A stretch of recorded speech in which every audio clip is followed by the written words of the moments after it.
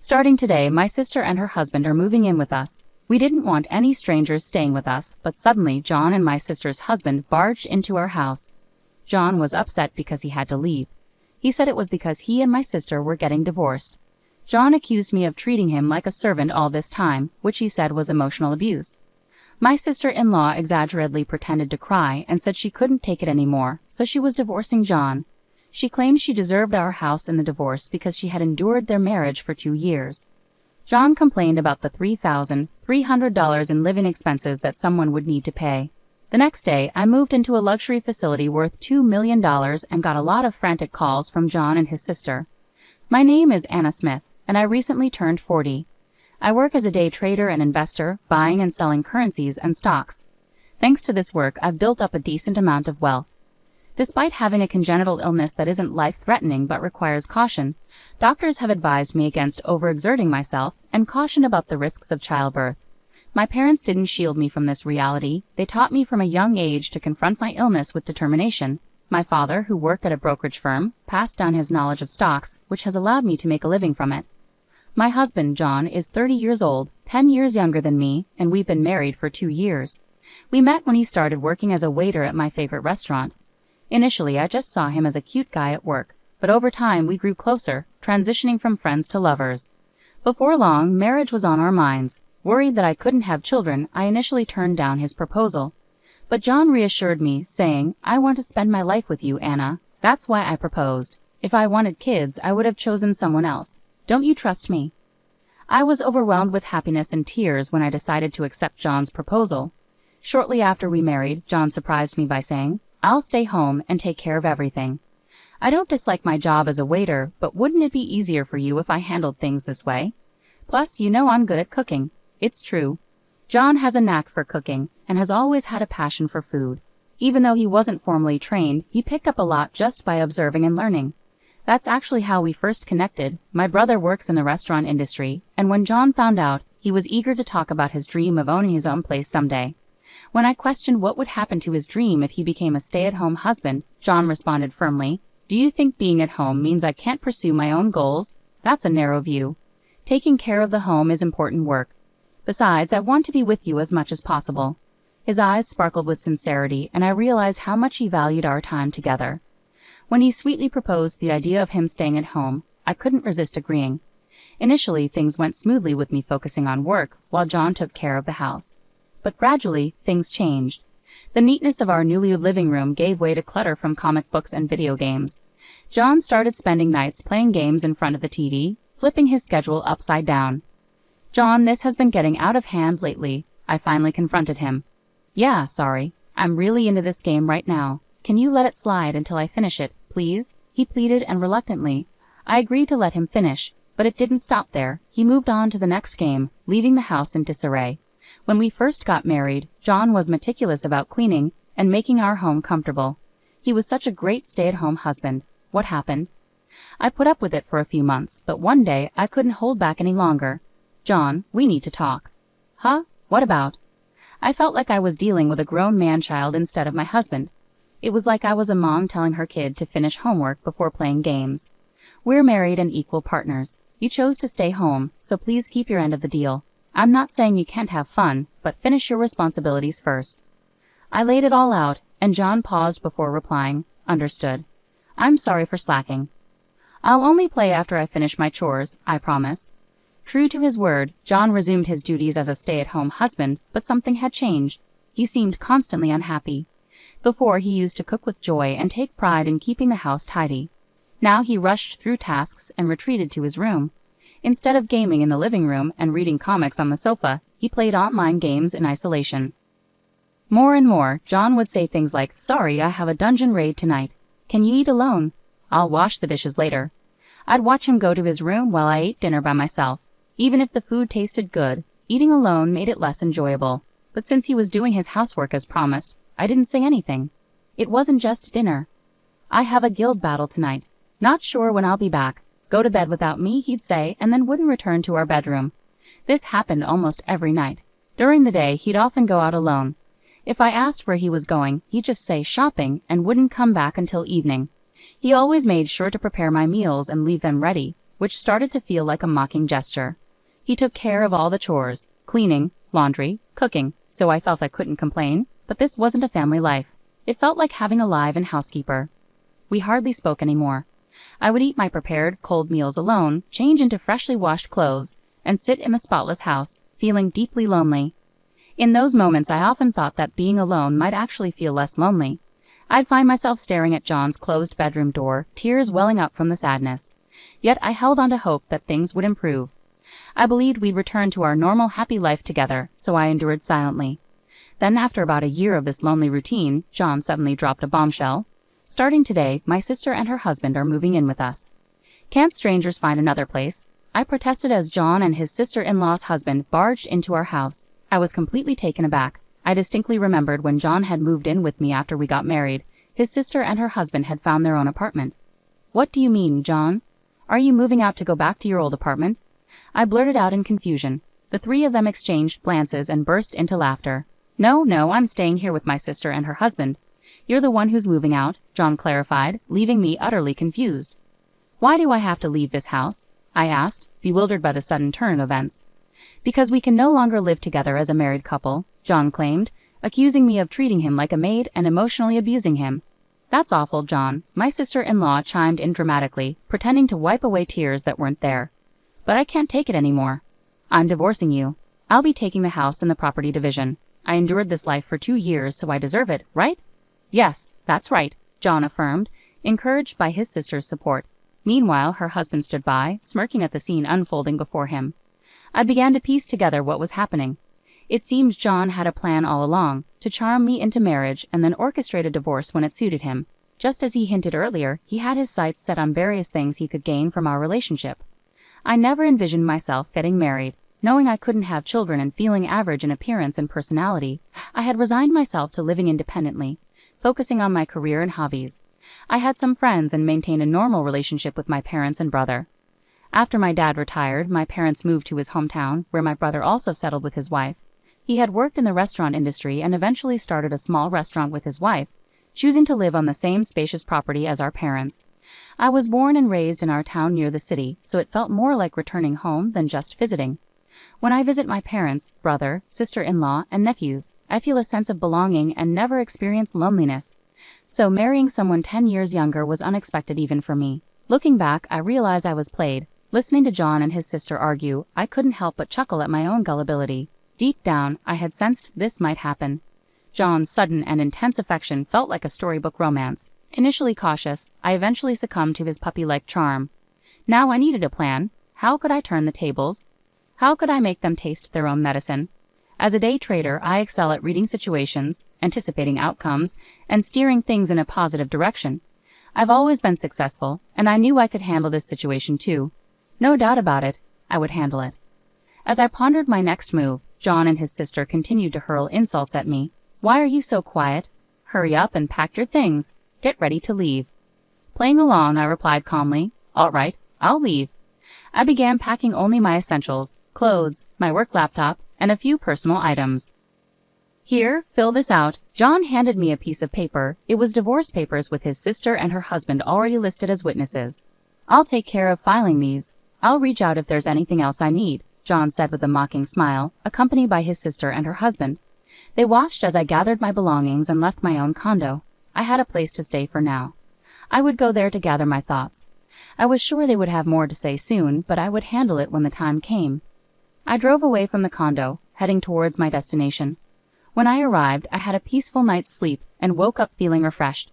I slept in later than usual and enjoyed a leisurely brunch. The food here was always delicious. It had been over 2 years since I had visited this place, especially since getting married. I started by messaging John on WhatsApp, informing him of my current whereabouts and letting him know that my lawyer would handle everything from now on. The phone rang almost immediately, quicker than I had expected. What is going on here? I heard John's sister yelling in the background, her words slightly muffled. What do you mean? I replied calmly. Don't pretend you don't know. Where are you? John demanded, his voice tense. I'm here because I was kicked out. Is that a problem? I replied evenly. That's not what I meant. John's frustration was clear. That's a high-end resort, a members-only place. Why are you there? Because I'm a member, I stated matter-of-factly. You never told me that, John protested. Exactly, because it wasn't relevant, I explained. As John said, it's a prestigious place, not just a hotel, but a luxury resort with lifelong care services. There's even a hospital nearby. It's known for its exclusivity, with an entry fee starting at $2 million, which made headlines. Why did you become a member there? John asked, bewildered. Because I invested in the membership, I replied calmly. On the other end, John sounded baffled. Someone suggested you should leave, right? So I decided to live here. If you want to stay in the house, go ahead. Just remember to pay the $3,300 monthly rent. But that's your house. What do you mean rent? I've decided to sell it. I've been considering this for a while, and I won't be living there anymore, I explained calmly. I never planned on getting married, and I bought this place to ensure I wouldn't burden anyone in my old age. I had already purchased the condo I lived in until yesterday, but I knew I had to secure this spot quickly because prime facilities like this rarely become available. I took the opportunity with both hands. My plan was to move in here when I'm older. It's a bit far from the city, so retiring here full-time while I can still work felt premature. I kept it as a vacation home, visiting occasionally to unwind, but I kept it a secret from everyone except my accountant and lawyer. Give me that place too, John suddenly demanded. I should get half of it. How convenient for him. I was astonished by his audacity. I have no intention of giving it to you. From now on, please communicate with me through my lawyer. You have their contact information, right? Goodbye. With that, I hung up the phone and turned it off. I decided to head to the spa to unwind, not just from the stress of yesterday, but from the past 2 years altogether. To my surprise, John and his sister's family showed up at the hotel the next day. John argued at the front desk, insisting he had the right to enter because he was family. However, I had already instructed the staff not to allow anyone in without my explicit permission. This place was highly professional and respected my wishes. Initially, I contemplated ignoring them completely, but I didn't want to create any trouble for the facility. Reluctantly, I agreed to meet them in the hotel lobby, a public place with concierge nearby in case I needed assistance. When I asked what they wanted, John smiled and said, "Anna, you're so secretive. Why didn't you tell me about this place? Why keep it a secret?" "Yeah, why hide this from us?" his sister chimed in, echoing his smile. Looking at them together, they bore a striking resemblance not just in appearance but also in their manipulative nature. "We're no longer family, so there's no reason to inform you. Please leave now, you're causing a disturbance." "We're still married," John retorted firmly. "No, we're not married anymore. I filed for divorce yesterday at the county office," I informed John calmly, reminding him that it was actually me who had taken that step. "Why didn't you tell me?" he asked, seemingly forgetting that he had initiated the divorce proceedings and handed me the papers. "Don't worry, divorced couples can remarry without waiting 6 months," his sister chimed in with a tidbit of information she had picked up somewhere, looking hopeful. "No, thank you," I replied firmly. I stood up and walked back to my room, disregarding their attempts to follow me. The concierge intervened to stop them. "I won't give up. I'll come here every day to show you how much I love you," John exclaimed, determinedly. "You're so slick, John," I muttered under my breath as I walked away, feeling drained by their pathetic display. Without delay, I contacted my lawyer to take immediate action. This situation was escalating faster than I had anticipated, and their relentless behavior was wearing me down. I hadn't expected them to resort to this just a day after I left. They seemed determined to pursue pointless endeavors. John and his sister's family began appearing at the facility daily, lingering in the lobby, waiting for me. My lawyer swiftly filed for a restraining order, but then they took it to a new extreme. "Anna deceived me into marriage. I demand compensation," John declared. He claimed ignorance about my inability to have children and insisted that if he had known, he would never have married me. Therefore, he threatened to accuse me of marriage fraud if I didn't agree to compensate him. I handed over a specific recording to my lawyer. I proposed to Anna because I wanted to live my life with her. If I wanted kids, I would have chosen someone else from the start. "Don't you trust me?" These were John's exact words when he proposed to me, and I had them recorded. John was furious, demanding to know why I had such a recording. It was simply due to my cautious nature. I'd always kept a recorder running when I sensed something significant might happen. It's a habit born out of the belief that you never know what might occur in life. Initially, I trusted John and would listen to this recording alone, reflecting on how I felt at that moment. Little did I know it would prove so valuable. Now John was accusing me of forcing him to quit his job after marriage and do all the housework, alleging emotional abuse and demanding compensation. He even threatened to report me to the police for coercion if I didn't comply. To counter this, I submitted another crucial piece of evidence. "I'll stay at home and take care of everything. I don't hate my job as a waiter, but wouldn't it be easier for you to work this way? You know I'm good at cooking." These were John's own words, declaring his desire to be a stay-at-home husband, and I had them recorded as well. John's next attempt was to claim emotional distress from being secretly recorded, threatening to report me for illegal recording if I didn't pay compensation. However, there's no specific crime called illegal recording. While certain actions related to recordings can lead to penalties, simply making a recording itself is not illegal under most circumstances.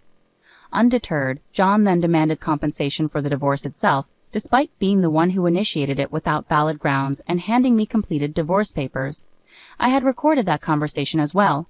My lawyer explained that, considering the situation, it was more likely that John owed me compensation instead. Finally, John tearfully pleaded for a division of assets. I agreed to consider his request and promised to assess the assets fairly. I need you to vacate the condo.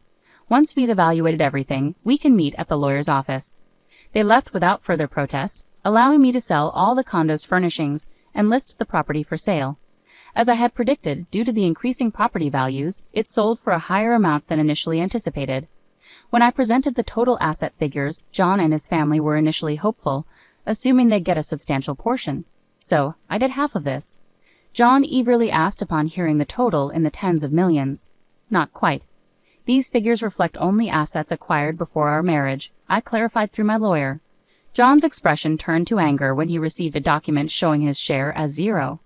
The lawyer patiently explained, "The bulk of these assets were acquired before your marriage, John, so legally you have no claim to them. Regarding post-marriage income, you were entitled to half, but after deducting living expenses, necessary costs, and the compensation Anna claimed, your share amounts to a negative value." "Why do I owe compensation?" John demanded. The lawyer then presented the evidence. John had been unfaithful. His affair was with a woman he met through an online game. John had divulged details about me, mentioning my age and health condition, claiming he would inherit all my assets if anything happened to me, and boasting about his unrestricted spending. The woman didn't take him seriously but went along with it for the money he provided. She agreed to testify under the condition that I wouldn't seek compensation from her. "And here's another thing," she said. I played a recording of the girl's testimony where she confirmed John's statements about my health condition and his cynical remarks about having a child with me. "Consider yourself lucky you're not facing legal consequences. Thanks to you, I've had some interesting dreams and enjoyed good food. Let's call it even, and I won't pursue this any further," I told John firmly. He hung his head in defeat and accepted the outcome. Thus, my brief marriage came to a messy end. I haven't kept track of what happened to John and his sister's family afterward, nor do I have any interest in knowing, as long as they stay out of my life. That's all that matters to me now. Dwelling on it would only prolong my misery. The emotional toll was significant, but thankfully I have the resources and time to heal. I decided to take a world cruise on a luxury liner, where I met people from all over the globe, explored numerous destinations, and had a truly wonderful time. There were moments when I felt a spark with some individuals, but memories of John held me back. I was determined not to let myself get hurt again. With that resolve, I returned home and began building a new life for myself. For a while, I enjoyed a leisurely life at the resort hotel, but soon I grew restless. At 40, I realized I was still young. Living with John, who was much younger, had made me overly conscious of my age. During my year-long cruise, I met a spirited woman over 80 who was still seeking love and adventure. Half her age, I wondered why I should give up on everything. Despite the disappointment with John, loving someone had been enjoyable. Why let him spoil the joy and possibility of loving again? That's how I started to feel. Just then, my phone lit up with a new message. It was from a man I had met on the cruise. He mentioned he would be visiting the U.S. soon and asked if we could have dinner together. He had been traveling with his high school-aged daughter on the ship, and we had connected well, spending time together at various ports. It had given me a glimpse into what it might feel like to have a daughter. I remembered cherishing those moments and replied eagerly, agreeing to meet. As I took this step forward from the midpoint of my life, I felt a renewed sense of excitement and possibility.